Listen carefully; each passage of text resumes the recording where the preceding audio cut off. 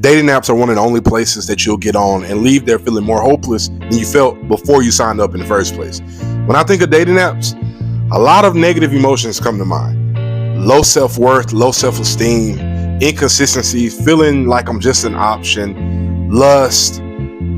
I mean, the list goes on. Dating apps, I think we've all, if you haven't, then go you. But I think we've all had our fair share of negative experiences on there. And it's a place that is not evil. It is a thing that's not necessarily bad, but it's something that you have to be equipped for. It's something that you have to have tough skin for. Being ghosted. I mean, things just, there's a high probability of you having bad experiences when you're on a dating app. There's a high probability of you having bad experiences on a dating app. Now, there have been people who have had great experiences on dating apps, people who have ended up married, people who have met the love of their life, people who have families with kids right now that met on a dating app. So I do not want to deter anyone from getting on a dating app. All I am saying is that make sure that is your season to be on a dating app. I recently, a couple of months ago, took a break from dating apps. Now, I've taken several breaks from dating apps, right? Because I'm the type of person that goes to church, goes to get food, goes to the gym. Other than that, for the most part, you're going to catch me at home.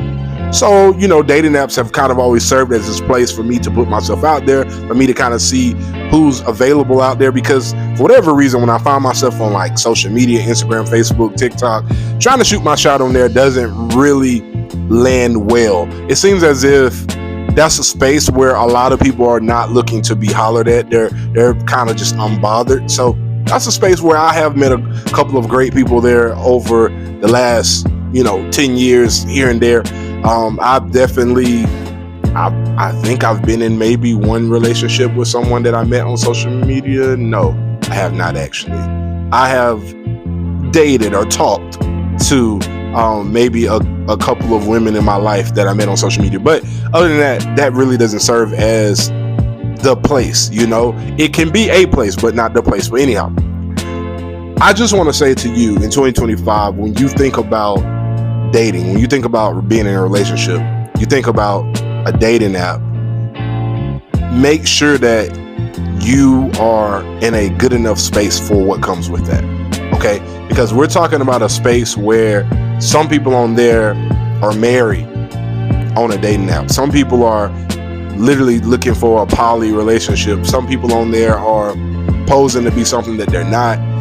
I'll just be real with you. One of the number one reasons I got off of dating apps at one point was because I just felt like lust was really brewing in my heart on there, and I was like, I gotta be able to handle this, right? Like if I know I desire a wife, but as I'm swiping left and swiping right, I'm feeling more led by lust than I am by my desire to be married, then I need to take a break from here.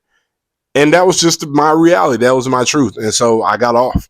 And it wasn't an easy choice, because when I got off, I told God, I said, I feel like this is me putting my whole relationship life situation in your hand. Because where am I going to meet somebody? Where am I going to meet somebody, God? Like where? There are all of maybe, I don't know, 10 single women at my church. I go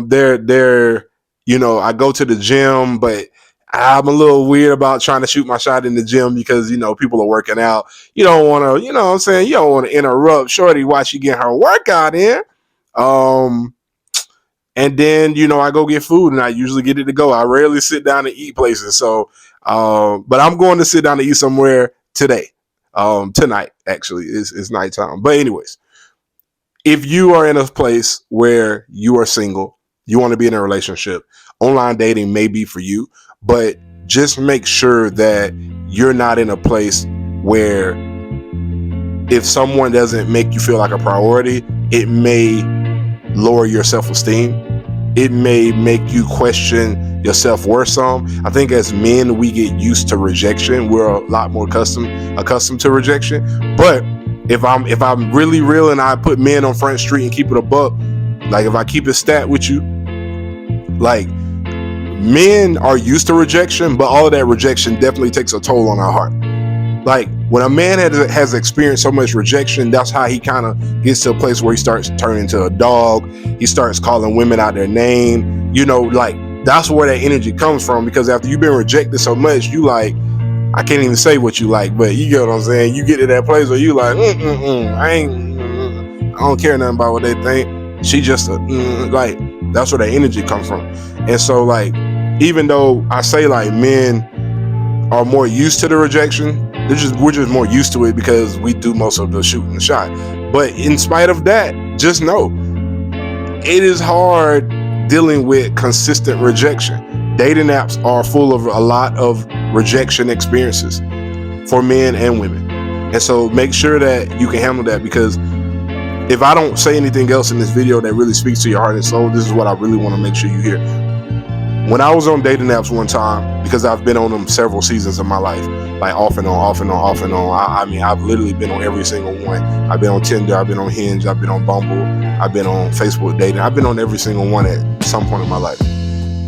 And I can tell you, and just want to say sidebar, remember, Tinder was not always what it is now. At one point, it was just a regular dating app. Just want to put that out there before y'all start to assume things. But what I want you to know is that at one point when I was on there, several different occasions actually, if I'm being transparent, I really started to feel like a little insecure, because, in most cases, like if you put me in a room full of guys, I stand out to some degree, right? Like I'm gonna be in the top 50%, right? Like if there was like 10 guys and you got 5 over here, 5 over here, that's almost like basketball. I'm getting chosen to be one of the 5 players to play, right? I'm not used to being in the bottom percentile. And I'm not saying on the dating apps I was in the bottom percentile. I don't know. But all I know is that it felt strange to me, feeling like I was just an option to somebody. It felt weird when I'm intentionally communicating. I'm I'm writing someone with a good first line that's thoughtful and meaningful, and I'm not really getting that reciprocated.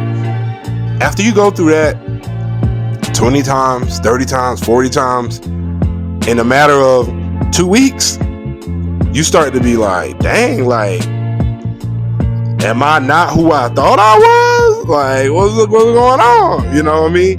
And so I think for me, in those particular seasons, it was not a good place for me, because in those particular seasons, like, there were certain things I was trying to do in my life, and it was really affecting that, right? It was messing with my mental. It was messing with me psychologically. It was messing with me emotionally. It even began to mess with me spiritually. And then that's the last thing I wanted to say is, like, if you're going to be on a dating app, right, especially if you are a follower of Christ, like, you got to make sure that you can handle that spiritually, because it will take a toll on you, right? Like it can, I feel like a lot of times, and I'm gonna make a part 2 about this, but I feel like a lot of times we get on dating apps as Christians and we don't act Christ-like. And I'm not saying, because we're doing something we shouldn't be doing. I'm not even talking about that. I'm talking about just kindness. I'm talking about respect. I'm talking about consideration, selflessness. I'm talking about self-control. I just feel like we be on there not acting like representatives of Jesus, because when we get on dating apps, it's like every man for themselves, every woman for themselves. Everybody's trying to protect their hearts. Everybody's trying to make sure that, nobody takes them for granted, takes advantage of them. And, that's why I say, I don't know. By the end of this, maybe you're like, heck no, let me stay away from dating apps. I don't know. Ain't nobody trying to be hurt. We all done been through a lot of hell. But something good can come from it. It may not. It may will. I don't know. Depends on you, your personality, where you are. But I would just say, make sure that your self-esteem is built up. Make sure that you got a game plan for what you're looking for when you get on there. And make sure that you're someone who is ready to stick to your standards and not to bend the fold and not get too caught up with the attention that you're getting. Because remember, attention does not equate to value. So just because they're giving you attention doesn't mean that they find you to be valuable or that they're going to treat you as such. So I don't know. It's just a lot to think about. That's just a little rant on online dating in 2025. Just some food for thought. And hopefully it helps you in some form or fashion, or gives you something at least to relate to. As always, peace and blessings.